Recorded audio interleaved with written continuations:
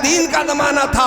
अब पैगंबर इस्लाम कैसे वुदू किया करते थे, उनका तरीका कार क्या था, वो हाथ कैसे धोया करते थे, हाथ कैसे ही धुल जाए आपका फर्ज अदा हो जाएगा। मगर सुन्नत भी तो जरूरी है। मुस्तफा जाने रहमत जब सीधे हाथ को धोया करते थे तो चुल्लू में पानी लेते और ऊपर को ये हाथ लाते ताकि कोनी से पानी नीचे पहुंच जाए, और जब उल्टा हाथ धोते तो ऊपर से पानी कोनी से पानी डालते ताकि उंगलियों के पोरों से पानी जमीन के अंदर चला जाए। मेरे भाई ये हमने मुस्तफा को देखा, अमल शुरू कर दिया, ताबईन ने अमल जारी रखा, तबे ताबईन ने जारी रखा, आइम्माए मुज्तहिदीन ने जारी रखा। अब टेक्नोलॉजी का जमाना आया, अब साइंस का जमाना आया, और ये बात किसी साइंसदान के हाथ से लग गई, ये बात किसी अंग्रेज के पास पहुंच गई। अब उसने इस पे मंथन किया, इस पे गौर व फिक्र करना शुरू किया कि पैगंबर इस्लाम ने आया, ये हाथ ऐसे क्यों धोया और ये हाथ ऐसे क्यों धोया। दोनों हाथ ऐसे भी धोए जा सकते थे और दोनों हाथ ऐसे भी धोए जा सकते थे। अच्छा, हाथ तो दोनों अपने ही हैं भाई, हाथ तो दोनों अपने ही हैं, मगर ये हाथ कहीं और काम आता है और ये वाला हाथ कहीं और काम आता है। मेरे भाई हमारे समाज में भी है, अगर बच्चा नादानी में उल्टे हाथ से खाना शुरू कर देता है तो सलीके की अम्मा, तरीके की माँ, अच्छी संस्कृति में पली हुई कनीज़े फातिमा ये कहती है, बेटा ये हाथ खाने के लिए नहीं है, ये हाथ तो किसी और ही काम के लिए है। अभी तो तुम्हारा हम ये काम कर देते हैं, मगर बड़े होकर तुम्हें ही करना पड़ेगा। बच्चा फिर भी नहीं मानता तो माँ उठती है और इस हाथ का निवाला लेकर, इस हाथ का लुकमा लेकर इस हाथ में पकड़ाती है, बेटा इस हाथ से खाया करो, इस हाथ से खाया नहीं जाता है, इस हाथ से कुछ और काम किया जाता है। मेरे भाई ये अमल है हमारे यहाँ कि सीधे हाथ से ही काम को अच्छा समझा जाता है, खाने के लिए भी, पीने के लिए भी, किसी को कुछ देने के लिए भी। मेरे इस्लामी भाइयों, अब इस पे गौर किया जाए, और गौर करा उसने, और गौर करके बोला कि मोहम्मद अगर ऐसे हाथ धो लेते तो क्या हो जाता, और ऐसे हाथ धो लेते तो क्या हो जाता, काम तो पूरा हो जाता। मगर इसमें कोई हिकमत होगी, क्योंकि मोहम्मद अटकल पच्चू न कुछ बोल के गए हैं, न अटकल पच्चू कुछ करके गए हैं, हवा में तीर नहीं लगाया है। मुस्तफा ने जो बोल दिया है वो कानून बन गया है, मुस्तफा ने जो अमल करके दिखा दिया है वो उसूल बन गया। नारे तकबीर, नारे रिसालत, नारे गौसियत। 1 घंटा मुझे गुफ्तगू करना है, नारे बोलोगे तो वक्त काट लूंगा। मेरे भाइयों, अब इस पर उसने गौर किया कि आया पैगंबर इस्लाम ने ये हाथ ऐसे क्यों धोया। अब उसने अपनी लेबोरेटरी में, अपनी प्रयोगशाला में, अपनी तजर्बेगाह में इस पे मंथन किया, इस पे रिसर्च की, तहकीक की, तो पता ये चला कि सीधे हाथ की उंगलियों के पोरों से, पोरे जानते हो, पोरा करने के भी काम आता है कभी, मगर तुम कभी मत करना। तुम इस्लामिक लोग हो, तुम उसूलों के लोग हो, तुम ज़ाब्ते और कानून में बंधे हुए लोग। तो ये सीधे हाथ की उंगलियों के पोरों से मुस्बत शुआएं निकलती हैं, फायदा पहुंचाने वाली रेजेज निकलती हैं। मेरे भाइयों, अब और वो उनसे फायदा क्या होता है, वो रेजेज जो निकलती हैं और जिसमें इंसानी में अगर वो इन हो जाए, हुलूल कर जाए, यानी अंदर चली जाए, तो इंसान स्ट्रांग होता है, इंसान मजबूत होता है, उसके आसाब ताकतवर होते हैं, बीमारी से लड़ने की कुव्वत बढ़ जाती है। जिसे हम सुर्ख जरासीम कहते हैं। मेरे भाई कुव्वते मदाफात बढ़ती है। अब अंदर जाने के सिर्फ 2 ही रास्ते हैं, क्या तो वो नाक के जरिए जाएगा या वो मुंह के जरिए जाएगा। सांस 2 ही तरीके से तो ली जाती है, सांस नाक से ली जाती है या मुंह से ली जाती है। अब ये पैगंबर इस्लाम हाथ ऊपर की तरफ ले गए ताकि ये पूरे नाक और मुंह के करीब हो जाएं। जरा समझते जाइएगा, गौर करते चले जाइएगा। मेरे इस्लामी भाइयों, ये बात बिल्कुल जाहिर हो गई है कि इस उंगलियों के पोरों से पॉजिटिव रेजेस निकलती हैं, मुस्बत शुआएं निकलती हैं, और उल्टे हाथ की उंगलियों के पोरों से नेगेटिव रेज निकलती हैं, नुकसान पहुंचाने वाली शुआएं निकलती हैं। पैगंबर इस्लाम ने देख लिया था उन शुआओं को और पानी ऊपर से डाला ताकि ये नुकसान पहुंचाने वाली शुआएं उंगलियों के पोरों से जमीन के अंदर पेवस्त हो जाएं। और एक फितरत है, उस पर गौर करिए। बिजली चाहे वो आसमानी बिजली हो, चाहे मसनूई बिजली हो, यानी बरक़े समावी हो या बरक़े अर्दी हो, जिससे आप काम लेते हैं, इसे मसनूई यानी बरक़े अर्दी कहा जाता है, जिससे आपका लाउड स्पीकर चलता है, जिससे आपके घर की मशीनें चलती हैं, आपका पंपिंग सेट चलता है, और औरतों को नाकारा बनाने के लिए आपके घर की वॉशिंग मशीन चलती है, और मसाला पीसने के लिए मिक्सी चलती है। औरत को चल रही दिखे तुम्हें? औरतों को नाकारा कर दिया लोगों ने। पहले थोड़ी मेहनत करती थी तो आसानी होती थी, और देखो मेहनत से कभी कोई नहीं मरता, मेहनत से कभी कोई कमजोर भी नहीं होता है? अगर मेहनत से लोग कमजोर हो जाते तो जिम करने वाले 1 महीने में मर जाते,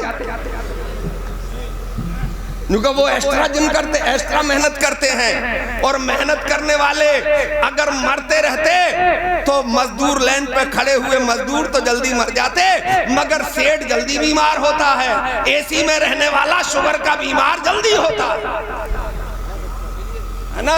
तो ये औरतों को भी चाहिए कि मसाला भी पिसा पिसाया ना मंगाएं, उसकी ओरिजिनलिटी की कोई गारंटी नहीं है।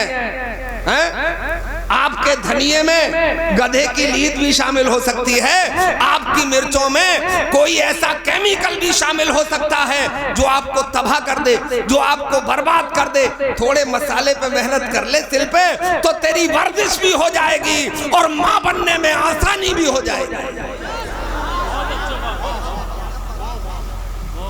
90% से ज्यादा शहरों में बड़े ऑपरेशन से बच्चे हो रहे हैं। बोलो हो रहे हैं या नहीं हो रहे? पेट फाड़ ही देती है औरत, वो डॉक्टर नहीं औरत का, और फिर 2 बच्चों पे इख्तिताम, हद हो गई तो 3, और आपकी बढ़वार रुक गई है। ये भी प्री प्लान है, ये सिर्फ नारे हैं कि बच्चे कम पैदा करो। लालू ने तो 11 पैदा करे,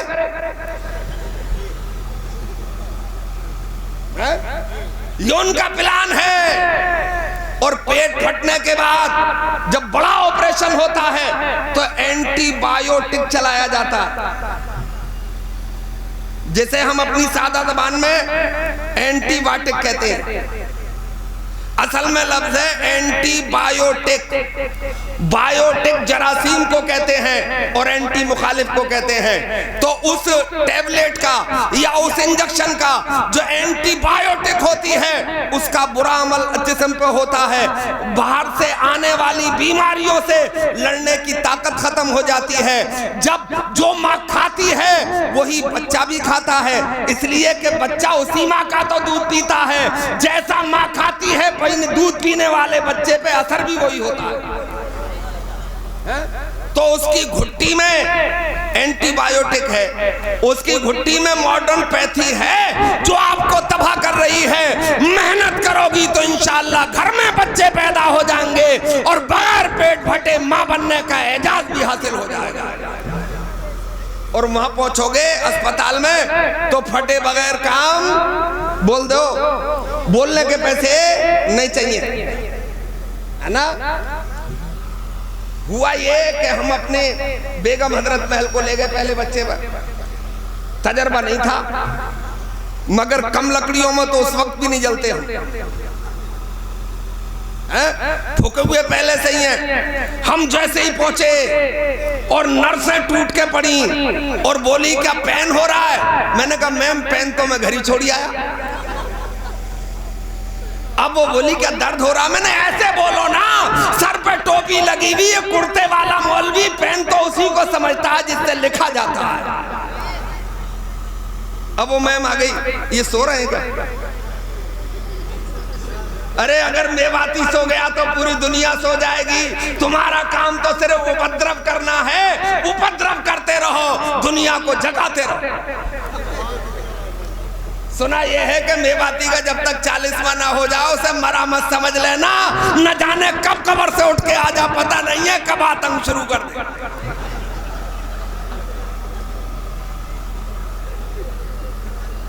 तो अब डॉक्टर आ गई, डॉक्टर अरुणा व्यास, और बड़ी संजीदगी से मुझसे बोली मौलाना फौरन ओटी में। अरे मान जाओ यार, मान जाओ। देखो बैठने को भी उसे हटा रहा है, जबकि इतनी जगह पड़ी हुई है। देख लो कितनी दादागिरी दिखा रहा, सर पे बैठ रहा है उसका। एक बिलान कहा तो उसकी दादागिरी का ये आलम है, धोखा हो जाएगा तो क्या करेगा? चुप बैठा रही हो। हाँ बढ़िया, चल जेब में रख मूंगफली, मूंगफली खाने के लिए आया, घर पे खाई जाए। तो हजरात बात को हवा में मत उड़ाइए, बात को एक एक गौर से सुनिए। अब वो बोली ओटी में लेके चलो, ऑपरेशन थिएटर में। मैंने कहा क्यों? बोले जच्चा बच्चा दोनों को खतरा है। तो मैंने भी बड़े भोले अंदाज में कहा, मैंने मैम बच्चा तो मैंने देखा नहीं है, तो उससे लगाव क्या होगा, और औरतों की हिंदुस्तान में कमी नहीं है। अरे बोले बड़ा कर्रा मुल्ला जी लग रहा है। बोले चलो फिर देखती हूँ मैं। उसने 2 गोली मुझे लिखी, 400 रुपये की आई, मैंने एक ही पकड़ाई, ले तो दोनों आया। एक गोली खिलाने के बाद 15 मिनट के बाद मेरे पास तक खबर पहुंच गई, बोले नॉर्मली हो जाएगा, और हो गया। हिम्मत से काम लो, थोड़ा हौसला बनाओ। बच्चे की पैदाइश हो गई अल्हम्दुलिल्लाह, और मैंने जब प्राइवेट रूम ले लिया तो मैम दौरे पे आई। तो मैंने उनसे पूछा, मैंने कहा मैम क्या बच्चा पैदा होना बीमारी है? बोले नहीं। तो मैंने कहा फिर पूछ रहा हूं क्या बच्चा पैदा होना बीमारी है? बोले नहीं। तो मैंने कहा जब बच्चे की पैदाइश बीमारी नहीं है तो इलाज किस बात का? इलाज तो बीमारी का होता है, फिर इलाज क्यों? तो बोले मुल्ला जी खान पान बदल गया। मैंने कुतिया का, बिल्ली का, भैंस का, और उसका जिसका नाम लेना भी खतरा है। खान पान तो सबका बदला। हम तो सांप बोटी उड़ाते हैं, और हमारी फेंकी हुई हड्डियां कुतिया चचोड़ती और चबा लेती है, और बिल्ली तो छींचड़े खाती है? और एक एक कुतिया 8-8 बच्चे जनती है। पूरे हिंदुस्तान से कुतिया लाओ के फला कुतिया के बड़े ऑपरेशन से 8 बच्चे पैदा हुए, फला बिल्ली के, और ऑपरेशन नहीं हुआ तो फला मोहल्ले की बिल्ली मर गई, नरेंद्र मोदी के थैले की बिल्ली मर गई, इसलिए कि बच्चे पैदा किए थे उसने। मेरे भाई बच्चा पैदा होना जब नेचुरल प्रोसीजर है, कुदरती निजाम है, तो फिर इलाज होने की जरूरत नहीं है। मैं यकीन दिलाता हूं इंशाअल्लाह बगैर ऑपरेशन ही के बच्चे पैदा हो जाएंगे। शर्त यह है कि घर पे औरतों को जायज मेहनत करना चाहिए।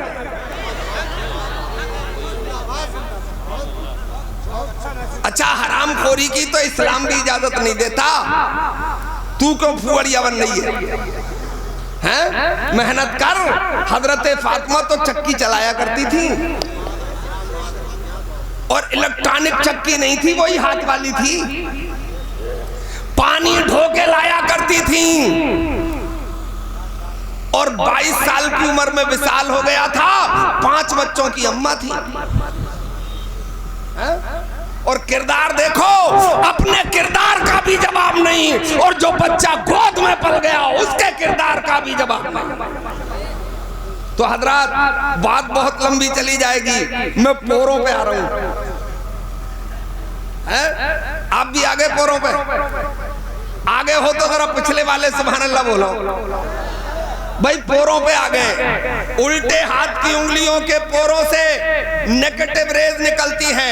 अब बिजली का काम यह है कि बिजली पानी से जैसे ही मिलती है उसकी ताकत दूनी हो जाती है ना।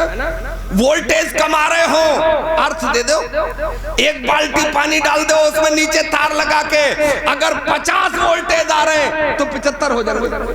है ना, पानी से जैसे ही टच हुआ, अब ऐसे इन रेजों का हाल है। जब ये पानी से मिलती हैं तो इनकी ताकत बढ़ जाती है। नुकसान पहुंचाने वाली रेजों को इसलिए नीचे जमीन में धंसा दिया ताकि मेरा मानने वाला, वुजू करने वाला नुकसान में ना आ जाए, और फायदा करने वाले रेजों को नाक के करीब ला दिया ताकि सांस के जरिए अंदर चली जाए, तो मेरा मानने वाला दुनिया में मजबूत और ताकतवर बन जाए।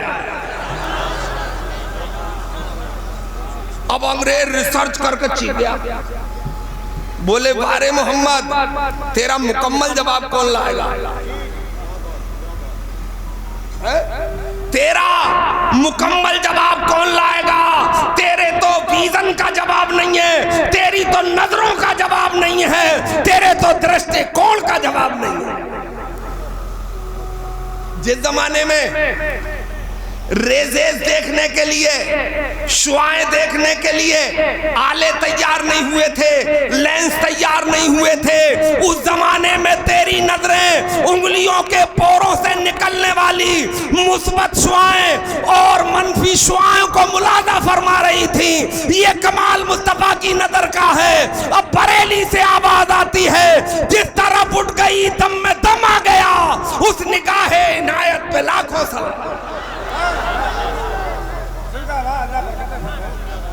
वुजू का दूसरा फर्ज भी बता दिया और उसकी हिकमत भी पहुंचा दी कि ये हाथ ऐसे धुलेगा तो मजा आएगा और ये हाथ ऐसे धुलेगा तो मजा आएगा। फर्ज भी अदा हो जाएगा और आदमी बीमारी से महफूज भी हो जाएगा, और ये हाथ ऊपर लाएगा तो जिस्मी एतबार से मजबूत भी हो जाएगा। अब तीसरा फर्ज बता रहा हूं। तीसरा फर्ज है वमसहू बिरुसिकुम, अपने सरों का मसा करो।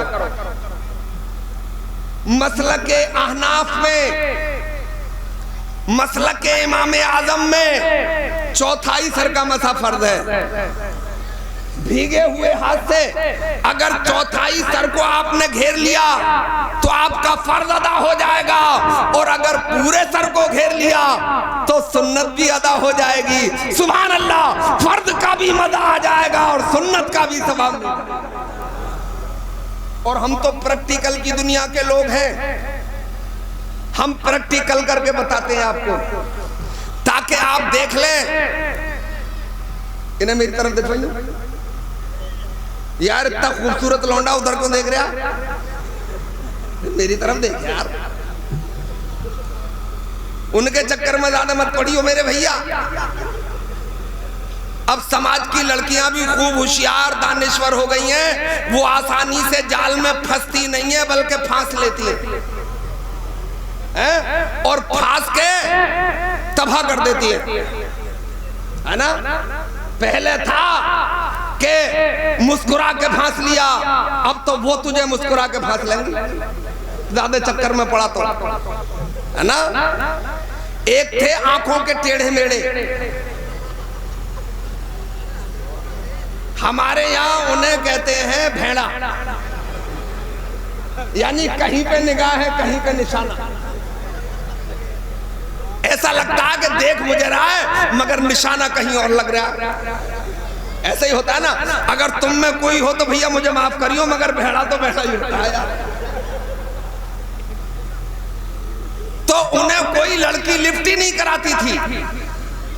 एक कोई होशियार, बड़ी अकलमंद, कॉलेज की हायर एजुकेटेड, मगर वो बहने भैया थे मालदार। बोले इसका माल कैसे खींचा जाए, तो वो करीब से गुजरी और उनकी दुखी हुई नफ्स पे हाथ रख के गुजर गई। बोली तुम्हारी आंखें तो बिल्कुल सलमान खान जैसी हैं। अब वो तो फटने लगे बीच में से। बोले जिन आंखों को किसी ने प्यार से देखा ही नहीं, आज इतनी बड़ी बात बोल गई, और वो भी हसीना कि तुम्हारी आंखें तो सलमान खान जैसी लगती हैं। अब वो आए और बोले जरा मौलाना देखियो मेरी आंखें के सलमान खान से मिल रही हैं। हमने भी झांक के देखा, हमने भी गौर करके देखा, और जब परख लिया तो हमने जवाब दिया, अरे मैंने कहा ये तो दोनों आपस में नहीं मिल रही हैं, पहले इन्हें आपस में तो मिला तभी किसी और से मिलेंगी।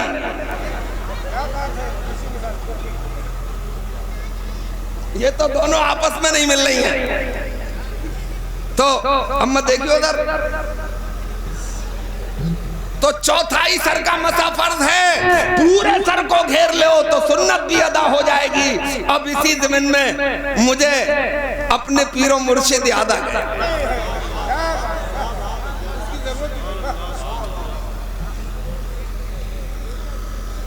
यानी के आला हजरत के शहजादे हुजूर मुफ्ती आजम हिंद याद आ गए।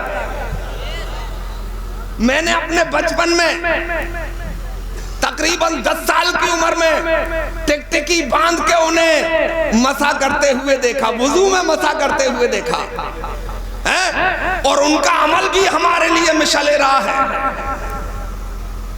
मैंने उन्हें देखा तो आपका तरीका ये था, इसलिए कि प्रैक्टिकल करके इसलिए बता रहा हूं कि प्रैक्टिकल से समझ में जल्दी आ जाता है। हाँ, थ्योरी की भी जरूरत है, किताबें भी पढ़ी जाएंगी, वो भी जरूरत है, मगर हमारी तारीख में तो ये लिखा है कि जब हम थ्योरी पढ़ते हैं तो नाना की जुल्फें पकड़ के पढ़ लेते हैं, बाप की उंगली पकड़ के पढ़ लेते हैं, माँ की गोद में लेट के पढ़ लेते हैं, और जब प्रैक्टिकल का वक्त आता है तो करबला के मैदान में उतर के इस्लाम बचा लेते हैं। अगर हिंदुस्तान की गलियों में भी करबला का आखिरी मैदान लड़ना पड़ा तो इंशाअल्लाह इल्लल्लाह का झंडा गाड़ के रहेंगे, मोहम्मद रसूलुल्लाह के जलवे दिखा के।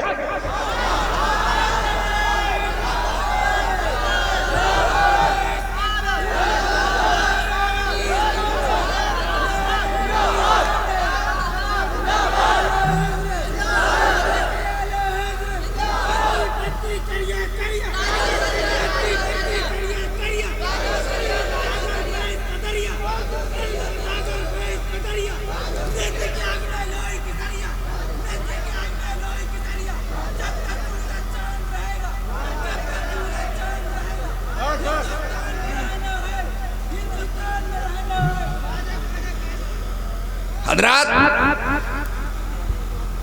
तो प्रैक्टिकल देखिए, ये तीनों उंगलियां शहादत की उंगली बोला जाता है इसे। इस उंगली को छोड़कर तीनों उंगलियों के पोरे मिलाइए। नारे तकबीर।